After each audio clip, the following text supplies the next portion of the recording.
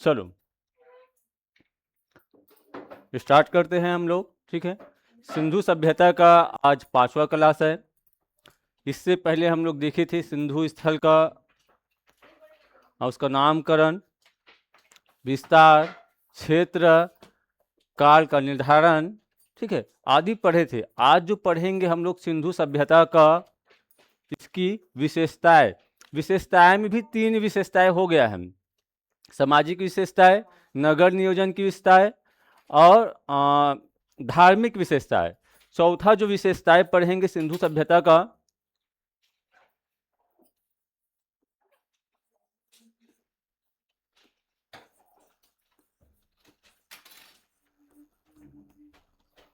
ठीक है, सिंधु सभ्यता का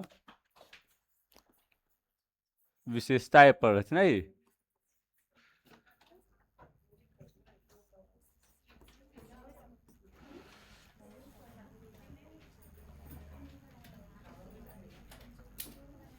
बताइए कौन सा विशेषताएं पढ़ने वाले हैं। आज जो पढ़ेंगे हम लोग इसका सिंधु सभ्यता का आर्थिक विशेषताएं।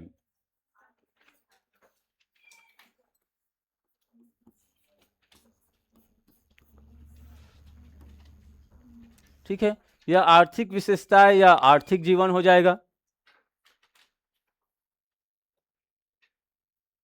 आर्थिक विशेषताएं या आर्थिक जीवन।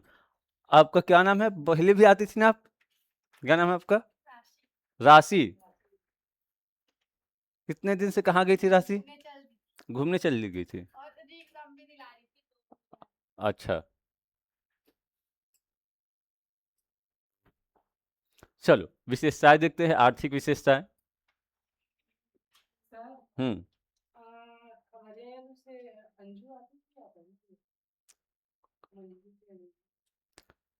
कौन सी टाइमिंग में? यही मॉर्निंग में? कहाँ? मुझे नहीं पता। चल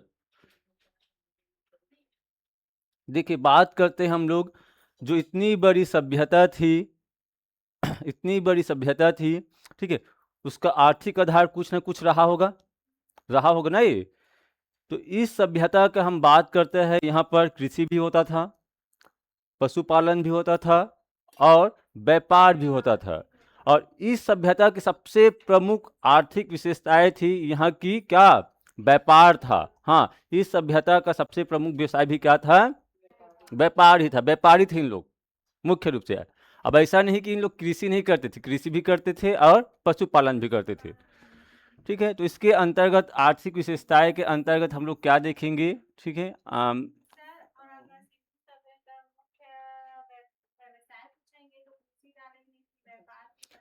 ठीक है, इसका आपको बता रहे, इसका आंसर दोनों को लिया गया है। ठीक है, सिंधु सभ्यता का मुख्य व्यवसाय क्या?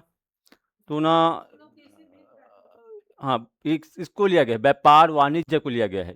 बीपीएससी के एग्जाम में इसको पूछा गया था, आंसर व्यापार वाणिज्य दिया गया है। ठीक है, जब हम बुक से पढ़ते हैं तो हाँ, सिंधु सभ्यता की मुख्य व्यवसाय क्या है? कृषि है। और गूगल में भी सर्च करेंगे तो यही मिलता है, लेकिन वही लिया ना, व्यापार, व्यापार को लिया है।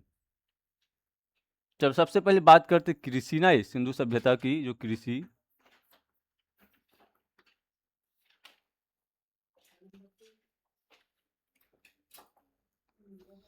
देखिए, यदि हम बात करते हैं भारत में, ये वाला क्षेत्र सिंधु घाटी का क्षेत्र है ये सिंधु घाटी का क्षेत्र। हाँ, ये वाला भारत में, ये वाला से लेकर ये वाला पूरा भारत से लेकर ये सिंधु घाटी का क्षेत्र है। अभी भी ये वाला क्षेत्र ना अपने ना गेहूं के उत्पादन के लिए बहुत प्रसिद्ध है। पंजाब हरियाणा का नाम सुने होंगे। यहाँ पर क्या होता है सबसे अधिक? गेहूं होता है, गेहूं होता है। और क्या होता है? हाँ, जौ मक्का वगैरह भी होता है। उस समय में ना जो खास करके इस क्षेत्र में ना गेहूं का उत्पादन होता था। और कृषि, कृषि क्षेत्र है, जलोढ़ मिट्टी वाले क्षेत्र है यार।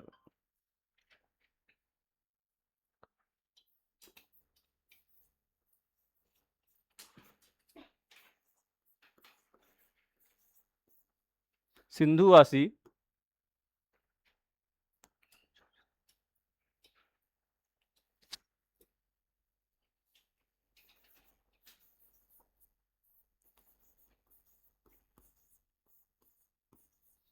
कृषि भी करते थे।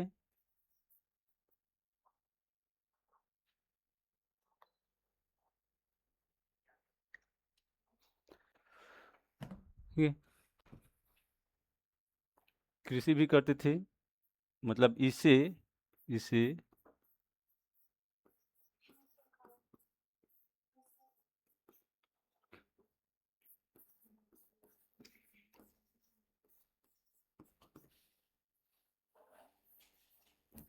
ठीक है, 9 प्रकार की फसल का इसको जानकारी है, क्योंकि हमें उल्लेख में ना 9 प्रकार की फसल का ही साक्ष्य मिलता है, जो उल्लेख है उसमें।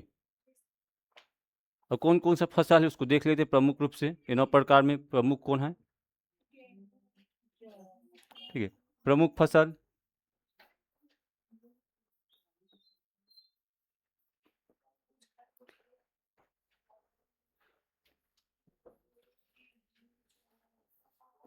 एक तो गेहूं है, ठीक है।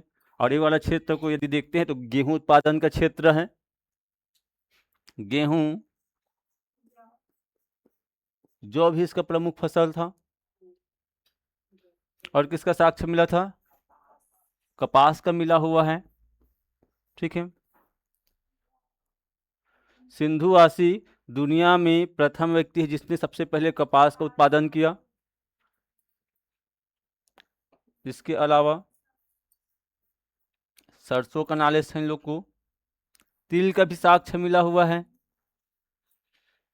सरसों का ढेर मिला हुआ है कालीबंगा से।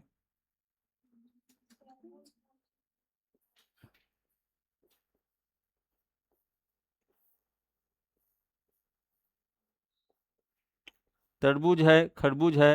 गर्मी के दिन में आता है तरबूज खरबूज, ठीक है। इसके अलावा मटर भी जानते होंगे आप लोग, ठीक है। आदि, ठीक है, आदि लिख रहा हूं ना, आदि। आदि फसल के बारे में इसको जानकारी था। अब एक फसल आप लोग ही बता दीजिए, 8 हो गया तो बताइए। रागी का, रागी और ना गन्ना का उल्लेख नहीं मिलता, आपको बता रहे हैं, ठीक है। बाजरा, बाजरा आएगा। चलो मैं आदि की जगह में क्या लिख रहा हूँ, बाजरा का उल्लेख है, हम सही पकड़े। बाजरा, ठीक है। ये 9 फसल का इन्हें क्या था, जानकारी था,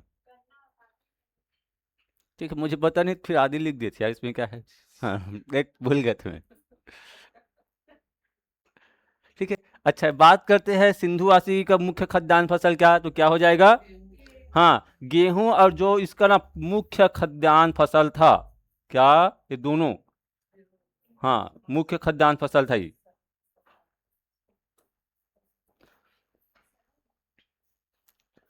गेहूं और जो मुख्य खाद्यान्न फसल था, इसको याद रखना, इसको एग्जाम में पूछा भी गया है, ठीक है। अब इस चीज में देखेंगे फसल का बुआई कब करेंगे इन लोग, ठीक है। इन लोगों के साथ ना बिल्कुल ना उल्टा होता था। चलो, फसल की बुआई, ठीक है। ये बुआई लिखा है ना, बुआई है ये।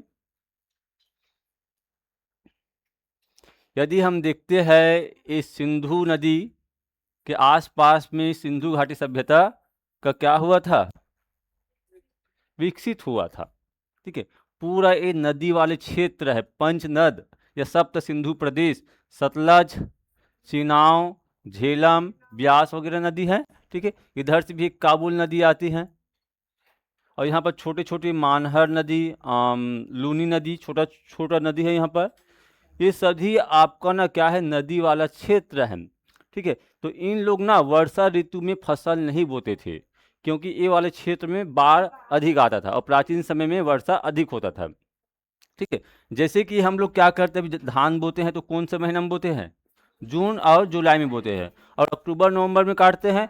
इन लोगों के साथ उल्टा होता था, ठीक है। जैसे ही ना नदी का बाढ़ उतरता था ना, वर्षा ऋतु खत्म हुआ, कब होता है? सितंबर के लास्ट में हो जाता है, ठीक है। सितंबर के लास्ट में खत्म हो जाता है। बुआई कब करेंगे इन लोग? अक्टूबर और नवंबर में बुआई करते थे, ठीक है।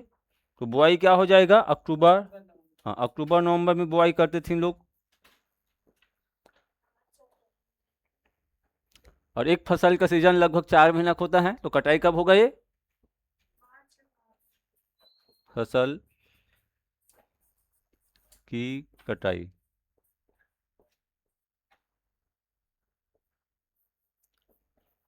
मार्च अप्रैल, ठीक है।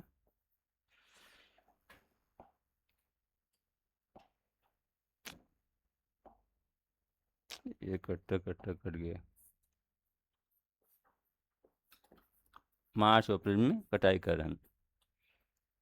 चलो, इन फसल का साक्ष्य कहाँ कहाँ से मिलता है इसको थोड़ा सा देखेंगे, ठीक है। जैसे कि गेहूं का जानते हैं, गेहूं और जौ का कहाँ से मिलता है साक्ष्य, हड़प्पा नामक स्थल से बताए थे। खास करके इसके बारे में बात करेंगे। ये चावल है ना, हम लोग चावल नहीं लिखे, इसको पूछा जाता है एग्जाम में, सिंधु घाटी सभ्यता में चावल का साक्ष्य कहाँ से मिला है, तो क्या हो जाएगा, धान का साक्ष्य नहीं मिला है, मिला है नहीं, वही तो चावल है नहीं, वही तो चावल है, धान और चावल। हाँ, चावल का साक्ष्य ना सिंधु घाटी सभ्यता में मुख्य रूप से दो जगह को जाना जाता है। एक लोथल, लिखा है कि नहीं लिखा है चावल के साक्ष्य वहाँ पे? नहीं लिखा है, हाँ। अच्छा, उसमें ना लिखवाने के लिए भूल गए, तो आप लोग ना लोथल में चावल के साक्ष्य लिख लेना आप लोग, ठीक है, लोथल नामक जगह में, हाँ लोथल। हाँ, लोथल और ना एक जगह है, मैं आपको खैनी बताया हूँ, रंगपुर। रंगपुर, ये दोनों जगह से क्या मिलता है, चावल का साक्ष्य मिलता है। चलो मैं यहाँ पर लिख रहा हूँ चावल का साक्ष्य, लोथल प्लस रंगपुर, ये दोनों स्थान पर चावल या धान का साक्ष्य मिलता है। यहाँ पर चावल की दाना मिला है लोथल में, ठीक है, चावल की दाना, और रंगपुर में धान की भूसी, यहाँ से चावल का साक्ष्य, ठीक है। सरसों और तिल का ढेर, ये ना कालीबंगा से मिलता है, अच्छी किस्म का सरसों मिला हुआ था।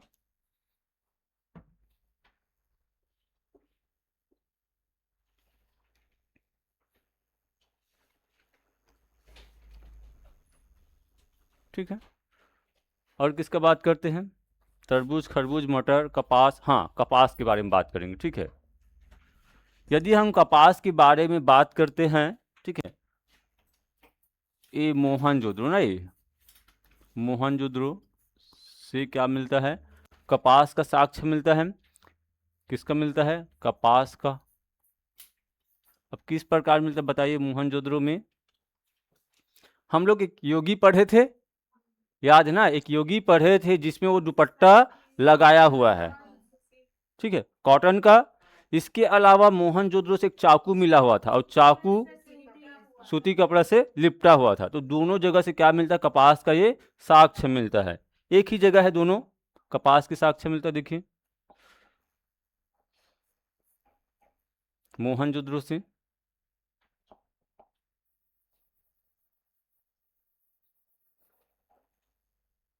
चलो उसके बाद और कुछ साक्ष्य, जैसे कि और कौन सा फसल बच गया, ठीक है। इसके अलावा जैसे कि हम लोग बात करते हैं हल की साक्ष्य, ठीक है। हल की साक्ष्य कहाँ कहाँ से मिला है, प्रत्यक्ष रूप से ना हल का प्रमाण कहीं से नहीं मिलता, लेकिन मिट्टी से बना हुआ, हाँ मिट्टी से बना हुआ, पक्की मिट्टी से बना हुआ हल का खिलौना मिला है, कहाँ से मिला है, बनवाली से मिला है।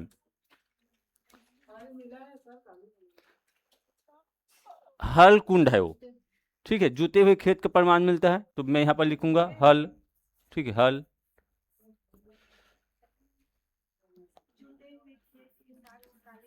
ठीक है, क्योंकि इसको एग्जाम में पूछते हैं ना, जैसे कि हल की प्रमाण प्रत्यक्ष रूप से मिला कि नहीं मिला, जैसे कि हम लोग पकड़ते ना, वो बैल वाले हल का बात कर रहा हूँ मैं, हाँ ये वाला डायरेक्ट रूप से नहीं मिला, लेकिन मिट्टी से बना हुआ हल का खिलौना मिला है कालीबंगा से।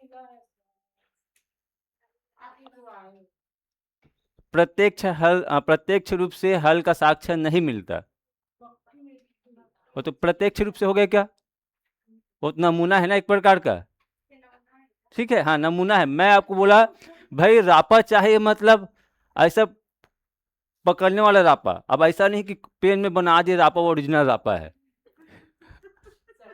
वो क्या है आपका नमूना है, ठीक है। तो ऐसा अपना प्रत्यक्ष रूप से हल का साक्ष्य कहीं नहीं मिलता, ठीक है, प्रत्यक्ष।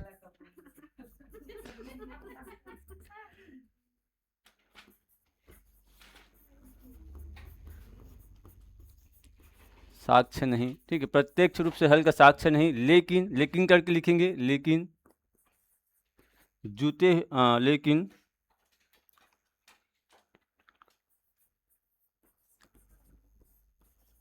इसको कहाँ लिखवाए थे? पक्की मिट्टी के हल के खिलौना बनमाली से कुछ नहीं लिखवाए थे? पक्की मिट्टी के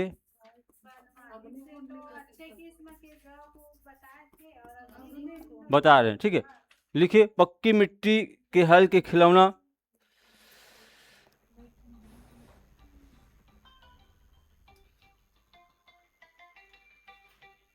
एक मिनट ना, दिक्कत है।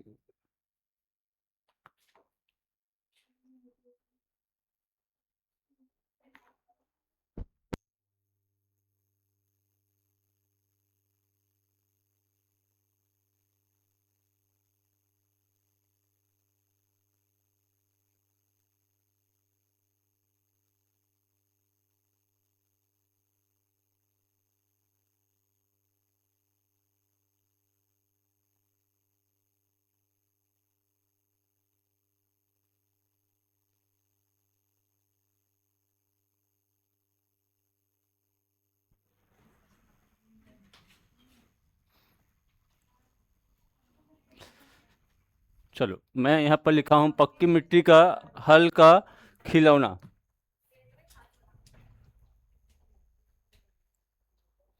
ये जो मिला है कहाँ से मिला है? खिलौना, ये बनमाली ने यही लिखे आप लोग कि कालीबंगा लिखे हो? हाँ, उसको ना आप लोग ना कलेक्शन कर लीजिए, ठीक है। हाँ हाँ, उसको बनमाली करना। पक्की मिट्टी के हल का खिलौना कहाँ से मिला है? बनमाली से मिला है।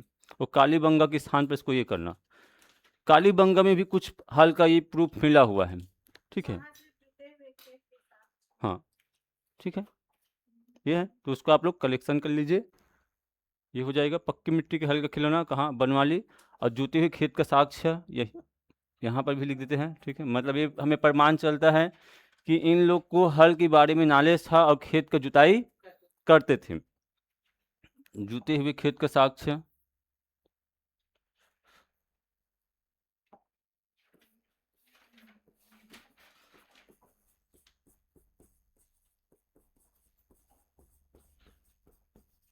ये है कालीबंगा ना, ये कालीबंगा।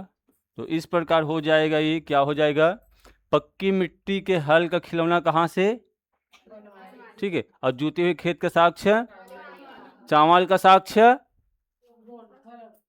लोथल और रंगपुर, ठीक है। फावड़ा का भी साक्ष्य कहीं से नहीं मिलता ना, ये फावड़ा का साक्ष्य, फावड़ा मतलब जानते होंगे, ठीक है। चलो कृषि के बाद देखेंगे हम लोग पशुपालन। इधर देखें, पशुपालन, क्या सिंधुवासी लोग पशुपालन करते थे? करते थे, क्योंकि इसके जो मुहार है ना उसमें ना एक श्रृंगी बैल का सबसे ज़्यादा चित्र अंकित है। इसके अलावा इसका सबसे पवित्र जानवर क्या था? हाँ, कुबर वाला बैल या कुबर वाला सांड, ठीक है, इसका सबसे पवित्र जानवर था। देखिए पशुपालन, सिंधुवासी,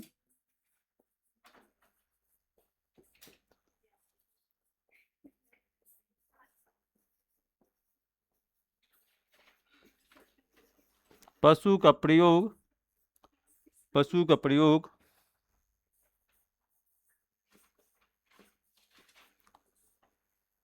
ठीक है।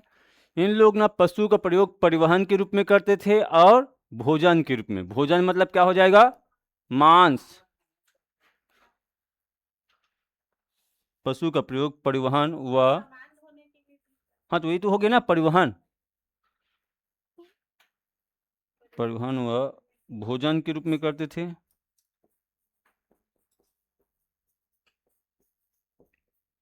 और इसका प्रमाण हमें मिला हुआ तांबे का इक्का गिर, सॉरी, तांबे का इक्का गाड़ी कहाँ से मिला है? ये बताइए। हड़प्पा से मिला है। हाँ, तांबे का इक्का गाड़ी हड़प्पा से मिला है। मतलब इन्हें परिवहन के साधन के बारे में नॉलेज था, ठीक है। भोजन के रूप में करते थे। इसी में लिखेंगे। एक कुबर वाला जो सार था, इसका सबसे पवित्र पशु था।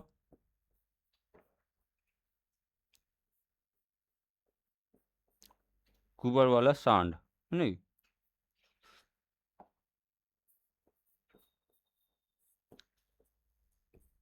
सिंधुवासी का ये सबसे पवित्र पशु था।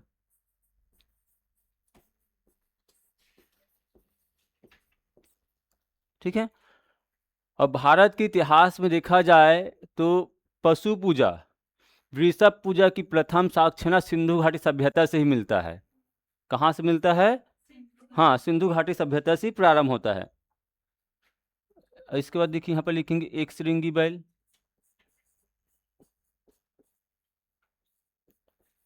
बताइए एक श्रृंगी बैल कैसे होते होंगे? दिखने में बड़ा अजीब लग रहा है ना ये। हम लोग क्या है, दो सींग वाले बैल देखते आए हैं, तो ऐसा सींग कहाँ पर लगेगा? ये बीच में। ठीक है। गेंडा को देख लीजिए, गेंडा का एक ही सींग होता है, एक ही सींग होता है गेंडा का। ठीक है। हाँ, एक सींग वाले ज़्यादा खतरनाक होते, दो सींग वाले कम खतरनाक होते हैं। ऐसा क्यों? चलो देखिए एक श्रृंगी बैल, जो इसका मुहर थे ना, मुहर में सबसे अधिक प्रयोग यही इसी का हुआ ना ये। तो हाँ, क्या लिखेंगे? मुहर में सबसे ज्यादा चित्र का अंकन इसी का।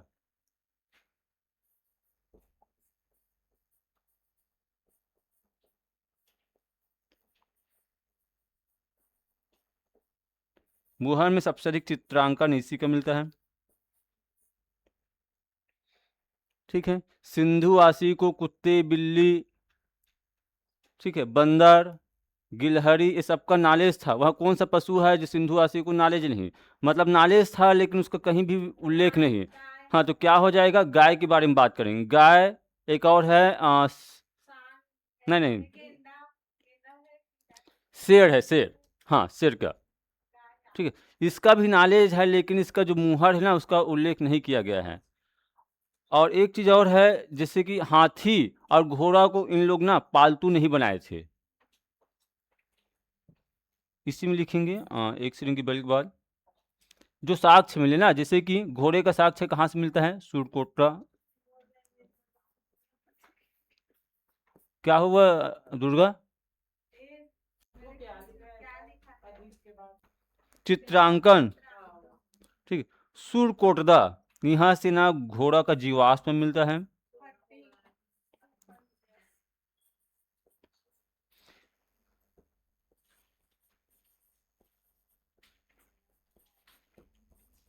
ठीक है, घोड़ा का अस्थि पंजर लिखा ना, ये इसी को बोलते हैं जीवाश्म। और सुरकोटदा कहाँ है? गुजरात में। इंपॉर्टेंट, इसको बार बार एग्जाम में पूछा भी गया है। सिंधु घाटी सभ्यता में घोड़े का अस्थि पंजर या जीवाश्म किसी का छूट गया क्या? ये सुरकोटदा लिखा है, घोड़ा का अस्थि पंजर या जीवाश्म है।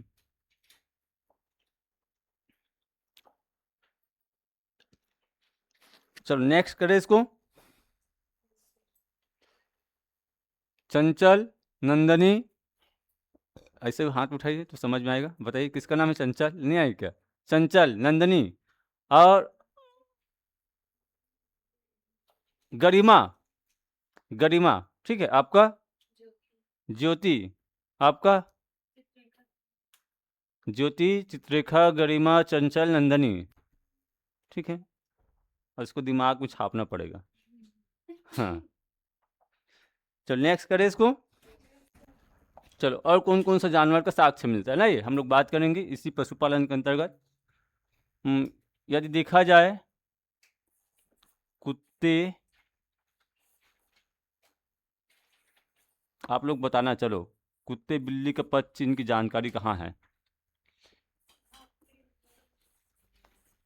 कुत्ते बिल्ली का पद चिन्ह, चलो जब स्टार्टिंग में पढ़ रहे थे तो इसके बारे में बताए थे।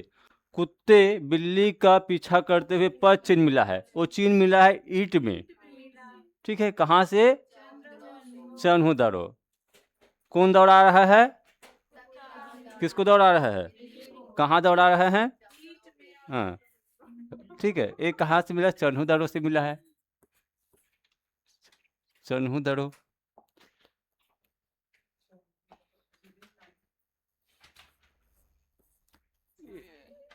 ठीक है, कहाँ है चन्हू दाड़ो? पाकिस्तान में नहीं। उसके बाद देखिए, आदमी के साथ कुत्ते दफनाने का भी साक्ष्य मिलता है कि नहीं मिलता है?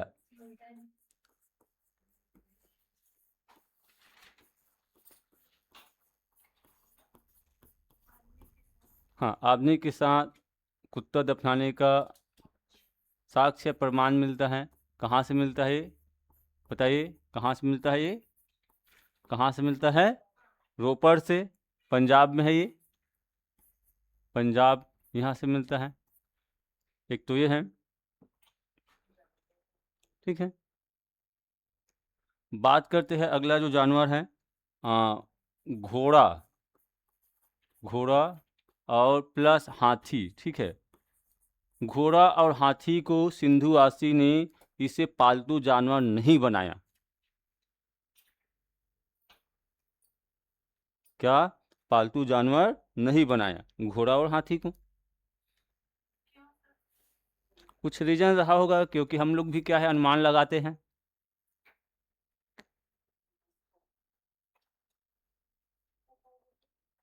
ठीक है, इससे इन लोग परिचित थे ना, लेकिन इसे पालतू नहीं बना पाए ना, ये पालतू। खास करके मनुष्य ने सबसे पहले जो पालतू बनाए थे, अहिंसक जानवर को बनाए थे, जिनमें से कुत्ता पहला है, पालतू नहीं बनाए। ठीक है, और इस चीज में क्या लिखेंगे, जैसे कि गाय, ठीक है, हाँ, गाय प्लस शेर के बारे में इनको जानकारी था, लेकिन इसके मुहर में उल्लेख नहीं है। गाय इसके लिए ज़्यादा इम्पोर्टेंट नहीं है, लेकिन आजकल हम लोग मानते हैं ना, गाय हमारी माता है और गाय को ज़्यादा वैल्यू देते हैं, खास करके हिंदू धर्म में। लेकिन इसके काल में गाय का कोई वैल्यू नहीं था। गाय का ना जो मुहर मिला है, मुहर में गाय का उल्लेख कहीं भी नहीं है। गाय और शेर का जानकारी था, ठीक है, जानकारी था, इसका जानकारी था, बट हाँ, देखिए, मुहर में इसका उल्लेख नहीं है, मुहर वगैरह में, मतलब इसका साक्ष्य नहीं है, ऐसे लिखेंगे ना, मुहर, लेकिन इसका साक्ष्य नहीं मिलता।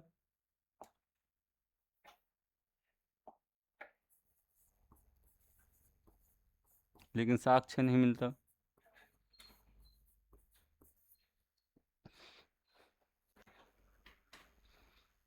ठीक है, क्या बोले? काट दीजिए फिर एक को। हाँ, यही है, ऐसा है, एक ही मतलब है। उसके बाद देखिए, मैं आपको बताया था ऊँट का साक्ष्य कहाँ से मिलता है, ठीक है। ऊँट का ज्ञान था इन्हें, ऊँट का साक्ष्य एक कालीबंगा से मिलता है, ठीक है। इसके अलावा गेंडा का साक्ष्य, हाँ, गेंडा का भी मिला है। पाकिस्तान में एक जगह है आमरी, गेंडा का प्रमाण मिलता है, गेंडा का, हाँ, आमरी पाकिस्तान में, ठीक है, यहाँ से मिलता है, आमरी पाकिस्तान। चलो, ये हो गया पशुपालन के बारे में। मुहर में किस जानवर का सबसे अधिक चित्रांकन किया गया है? हाँ, एक श्रृंगी बैल, और टोटल जब खोदा गया ना स्थान, तो ना 1500 मुहर मिला है लगभग। कितना मुहर? हाँ, 1500 मुहर मिला है, ठीक है। अब इसमें क्या देखेंगे, आर्थिक जीवन के अंतर्गत ना वाणिज्य देखेंगे, वाणिज्य व्यापार, ठीक है, वाणिज्य व्यापार, सही लिखा मैं, वाणिज्य, ठीक है, हाँ, वाणिज्य या व्यापार। सिंधुवासी ना आंतरिक और बाहरी दोनों प्रकार के व्यापार करते थे, ठीक है, हाँ, राष्ट्रीय और अंतर्राष्ट्रीय। यहाँ तक हमें नाव का मॉडल मिला है, सॉरी, नाव का मॉडल भी मिला है, मतलब ये पता चलता है इन लोगों को व्यापार नाव से भी होते थे। देखिए, सिंधुवासी,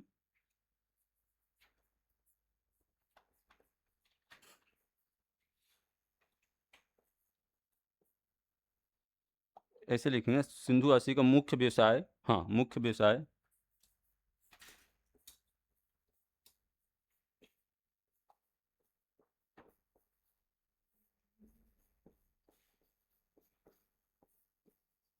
व्यापार था, क्योंकि जो सिंधु सभ्यता था एक नगरीय सभ्यता था। नगर तभी ना विकास होता है जब उस क्षेत्र में क्या हो, व्यापार और वाणिज्य का प्रधानता हो। उसी क्षेत्र में क्या होता है, नगर का विकास होता है। सिंधुवासी मुख्य व्यवसाय व्यापार था। फिर लिखेंगे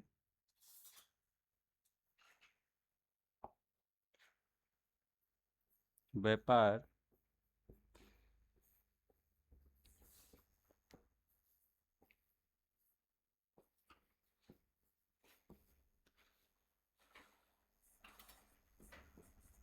बाहरी मतलब अंतर्राष्ट्रीय हो जाएगा ना ये।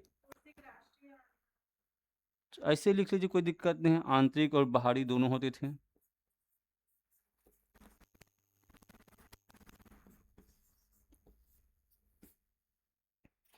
ठीक है, आंतरिक और बाहरी दोनों होते थे।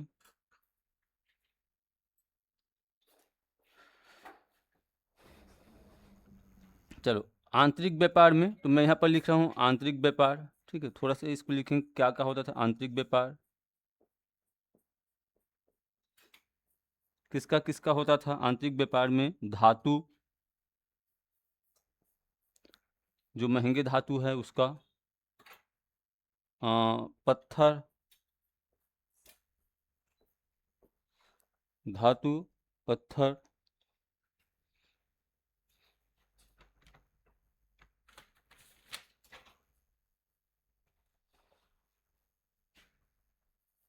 और हड्डी।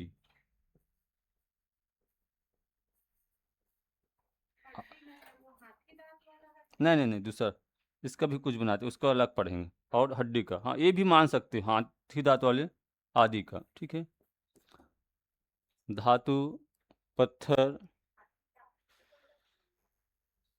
ठीक है, ये तो हो गया आंतरिक व्यापार। उसके बाद देखते हैं विदेशी व्यापार ना, ये क्या लिखेंगे हम लोग, विदेशी व्यापार। सभी का यहाँ तक हो गया क्या? फिर मैं इसको नेक्स्ट पेज कर रहा हूँ, क्योंकि विदेशी व्यापार में अगला पेज से लिखूंगा। नहीं हुआ है, चलो। तो विदेशी व्यापार में मैं आपको बताऊंगा इसमें। ठीक है, विदेशी व्यापार में ना, जैसे कि सिंधु घाटी सभ्यता है तो इसका व्यापार किन देशों से होता था। इस समय जो समकालीन सभ्यता था मैं आपको बताया था, बताइए कौन कौन सी समकालीन सभ्यता। हाँ, मिस्र, मिस्र, मेसोपोटामिया से इसका व्यापार होता था, क्योंकि क्या था, समकालीन सभ्यता था। ठीक है, लेकिन चीन से नहीं होता था। मिस्र का जो सभ्यता था ना, सिंधुवासी का जो मुद्रा है वहां मिला है। कहाँ मिला है? मिस्र में। अब मिस्र का मुद्रा कहाँ मिला है?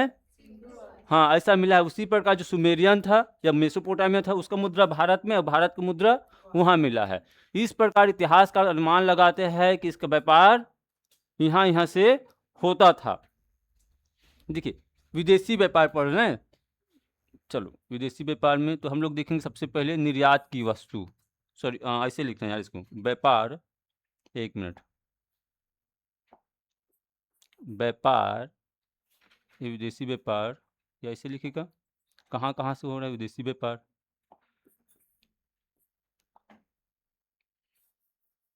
इससे होता था, कहाँ, मिस्र से होता था। ठीक है,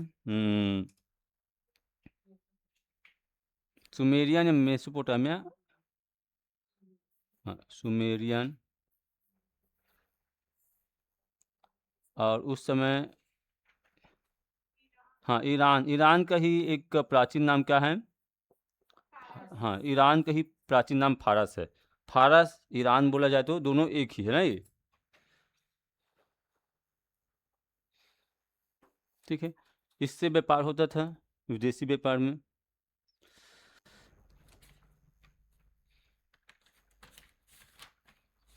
लिखिए, फिर पेज, अगला पेज ले जाते हैं।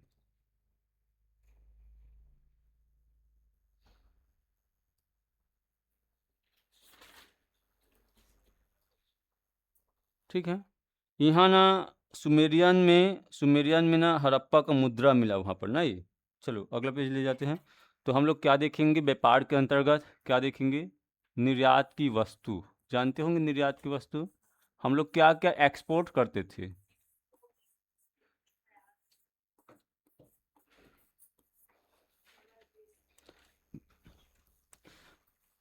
प्राचीन भारत में ना, या प्राचीन काल में देखा जाए भारत ना, यदि व्यापार में देखा जाए तो क्या था, बिल्कुल हमेशा प्रॉफिट में रहता था। अभी वर्तमान भारत में व्यापार क्या है, लॉस में। हाँ, लॉस में। अब मोदी के शासनकाल में तो और बिल्कुल ग्राफ और ज़्यादा गिरा है। निर्यात की वस्तु देखिए, तो भारत वहाँ कौन सा फसल है जो भारत में पहली बार प्रोडक्शन हुआ था, कपास का। तो इन लोग करते थे सूती वस्त्र, इसका निर्यात करते थे, बहुत फेमस था। ठीक है, सूती वस्त्र के निर्यात करते थे।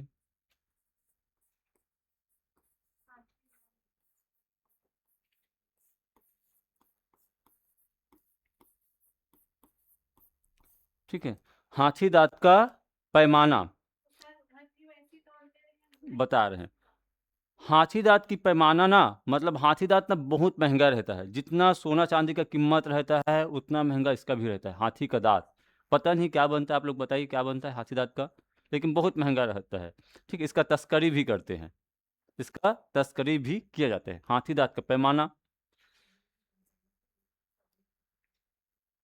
और क्या ले जाते थे, और किसका निर्यात करते थे, मैनके, धातु और पत्थर से बना हुआ आभूषण को क्या बोलते थे, मैनके। अब मैनके बनाने की कारखाना चन्हुदड़ो, हाँ चन्हुदड़ो। ठीक है, तो एक चीज़ और है जो व्यापार करते थे,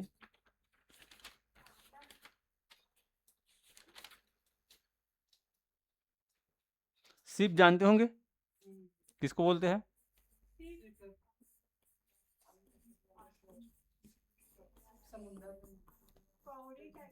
हाँ हाँ हाँ, इसका भी क्या करते थे, निर्यात करते थे। और इसके बाद लिख रहे हैं आयात। ठीक है, आयात भी लिख लेते हैं, जब निर्यात कर रहे हैं तो आयात क्या। हम लोग ना अधिकतर जो मंगाते थे, जो विलासिता का सामान है, विलासिता का ना, जो विलासीपूर्ण जीवन जिया जिया जाता है, उसी सामान को क्या करते थे हम लोग, मंगाते थे। देखिए यहाँ पर आयात किसका किसका करते थे, जैसे कि बात करेंगे हम लोग, टीन, इसको मंगाते थे, चांदी। ठीक है,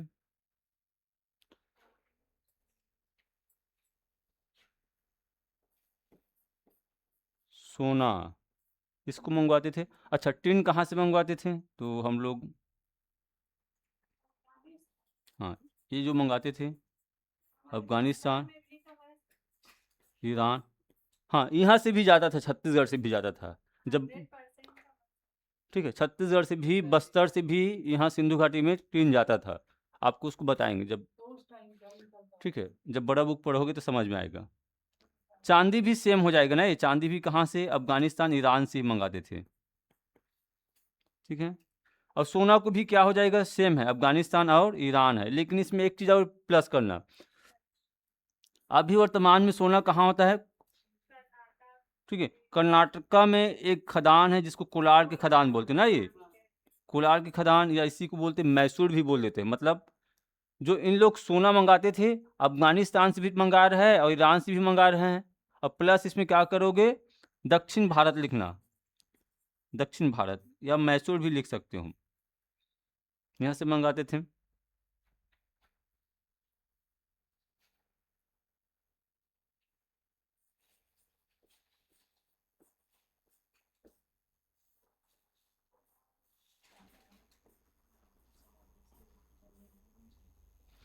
एक सामान होता है, देखें, ठीक है, लाजवर्ड, ये लिखा है, लाजवर्ड लिखा ना, ये लिखा है लाजवर्ड। कहाँ से मंगा रहे हैं इसको, बदक्सा से मंगा रहे हैं। सिंधु घाटी सभ्यता क्या बोलते हैं, कांस्य युगीन सभ्यता बोलते हैं। और कांसे जो बनते हैं दो धातु को मिलाकर बनाते हैं, क्या हो जाएगा, तांबा और तीन। ठीक है, तो तांबा कहाँ से मंगाएंगे इन लोग,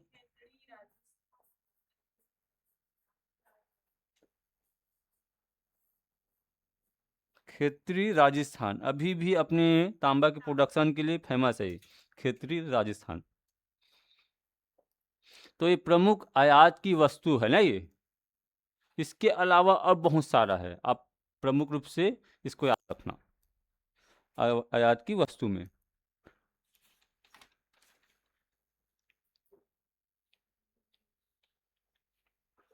चलो उसके बाद देखिए,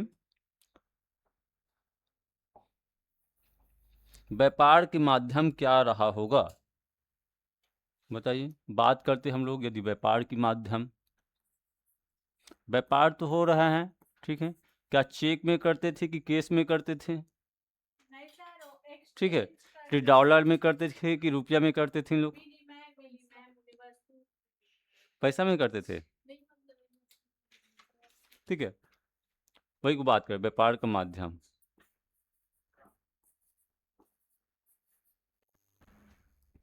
तो इन लोगों का ना व्यापार करने का 3 माध्यम था, ठीक है। बताइए पहला माध्यम का,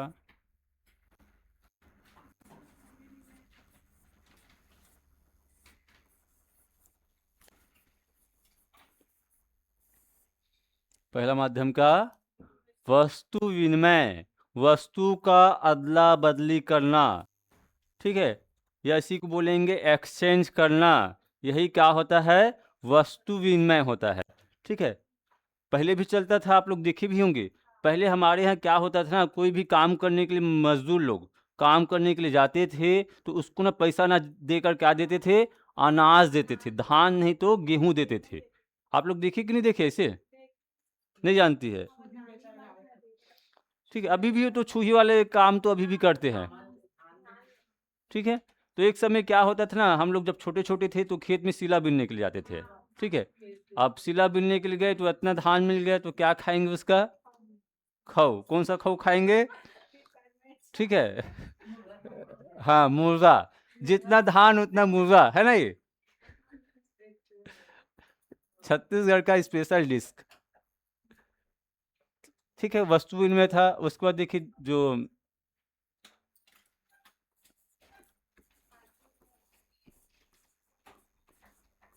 हाथी दांत का पैमाना, ठीक है। अच्छा टाइम हो, हाथी दांत का पैमाना भी व्यापार का माध्यम था। और तीसरा जो देखेंगे महत्वपूर्ण, बताइए किसका प्रयोग करते थे, हाँ मुहर का प्रयोग करते थे, ठीक है। अब इसके बारे में थोड़ा सा पढ़ेंगे ना, पूछा जाता है एग्जाम में, मुहर क्या होता है। चलो आपको थोड़ा इसके बारे में डिस्कस करेंगे ना। मुहर की निर्माण ना, ये क्या होता है पहले सुन लीजिए। सेल खड़ी जानते हो, सेल खड़ी, कुट हाँ कुटुम सर की, हाँ कुटुम सर की गुफा का नाम सुने होंगे। जो उसका ऊपर होता है, देखिए कभी कभी क्या होता है, प्लास्टर ऑफ पेरिस जो हाथ में लगता है ना, ठीक है। उसी प्रकार का कुछ कुछ है ना, ये चूना जैसे, उससे बनाया जाता था क्या, मुहर, जिसको क्या बोलते हैं, सेल खड़ी। जो इसका निर्माण होता था किससे होता था, हाँ सेल खड़ी, सेल खड़ी, ठीक है। और इस मुहर में क्या है, व्यापारियों का कुछ निशान भी होता था इस काल में। तो निर्माण हुआ सेल खड़ी, ठीक है। मुहर में सबसे अधिक चित्रांकन, इसका बात करेंगे तो भी बताए थे, चित्रांकन किसका सबसे अधिक, एक श्रृंगी बैल का बताए थे। और सबसे अधिक टोटल कितने मुहर मिला है, 1400 से लेकर 1500 मुहर मिलता है सिंधु घाटी सभ्यता में।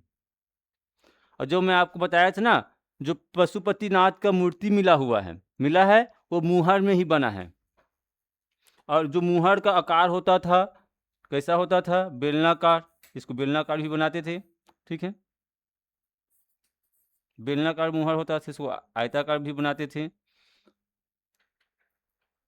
तो इस प्रकार में मुहर बनाया जाता था। आप लोगों का होमवर्क, ठीक है, वहाँ कौन सा स्थान है जहाँ पर सबसे अधिक मुहर मिला है, हाँ। तो आप लोग इसको कर के लाओगे कल बनाकर, ठीक है। तो इस प्रकार ये आपका व्यापार क्या होता है, कंप्लीट होता है, ठीक है। हो गया होगा उम्मीद करते हैं। अगला पढ़ें, अगला पढ़े कि कर छोड़ दे, कल पढ़ेंगे। कल क्या पढ़ेंगे? तो फिर 5 क्लास में ख़त्म होना था, फिर 6 क्लास जा रहे हैं। हाँ, आ गए हैं। चलो ठीक, फिर आ जाइए, आ जाइए। ठीक है, आइए। बाकी फिर कल देखते हैं।